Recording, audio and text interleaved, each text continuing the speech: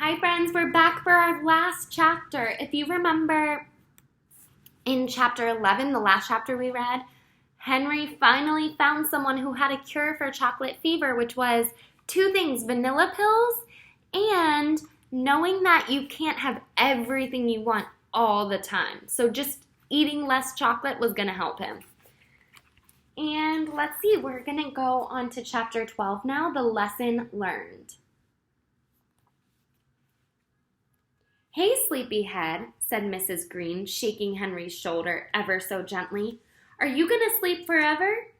Henry stretched and yawned, smiling up at his mother. It was good to be back in his own bed, good to be where he belonged. It was Sunday in the Green household. In fact, it was Sunday all over the world. And in the dining room, all the Greens were having a late and lazy breakfast. "If you can shake a leg just a little," Mrs. Green went on, "I think we might manage to have some pancakes ready for you, dear. Just the way you like them." Henry hopped out of bed. He felt wonderful this morning, the way he always used to feel. He brushed his teeth carefully and paused on his way to the breakfast table, only to make a few ugly faces at himself in the mirror.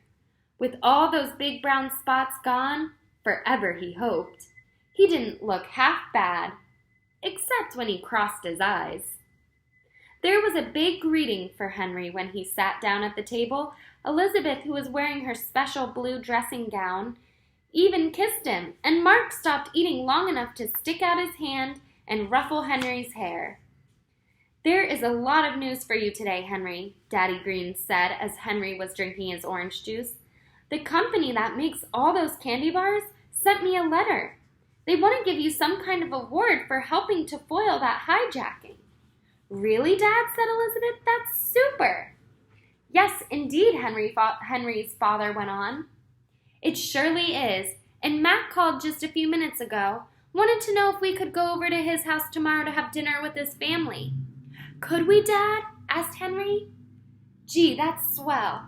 "Right, son, we certainly can. And Nurse Molly Farthing is dropping by this afternoon, just to say hello.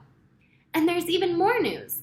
"My goodness," said Mrs. Green, on her way to the table with Henry's pancakes.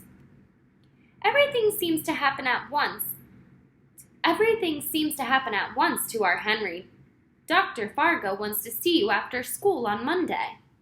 "Do I have to?" said Henry. "Yes, you have to," Daddy Green said.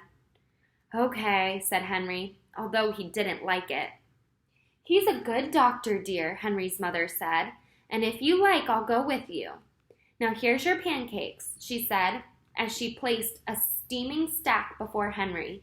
"And for a special treat, just this once, I have your favorite chocolate syrup." Henry's face lit up. His hand shot out and took hold of the syrup pitcher. But just as he was about to pour the sweet, brown mixture over his pancakes, he changed his mind. "You know what, Mom?" he said. "Just this once, I think I'll skip it. Plain old maple syrup will do." The family stared at Henry, as well they might. It was the first time they had ever seen Henry turn away from anything that had to do with chocolate. His father's smile was as wide as a river. "I think our little one is growing up fast." Henry was into his pancakes now, and they were quickly disappearing. The syrup was good and mapley, and the pancakes had a delicious wheat flavor, and washed down with cold milk, it was extra good. But still, something was missing. Some taste, some kind of spark that would make it even better.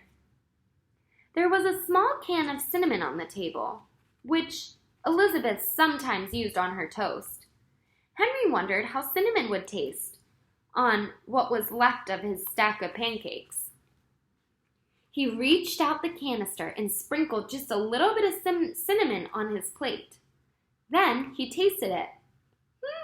Thought Henry. "That's pretty good. In fact, it's very good. I wonder how cinnamon would be on cereal, like oatmeal maybe, or cream of wheat. And maybe cinnamon would be good on other things, ice cream or French fries, or maybe even cinnamon milk." And then Henry then Henry had still another thought. Could you ever have too much cinnamon? Could a person overdo it? And was there a such thing as cinnamon fever? What do you think? The end. Oh, that's the end, but let me show you the picture.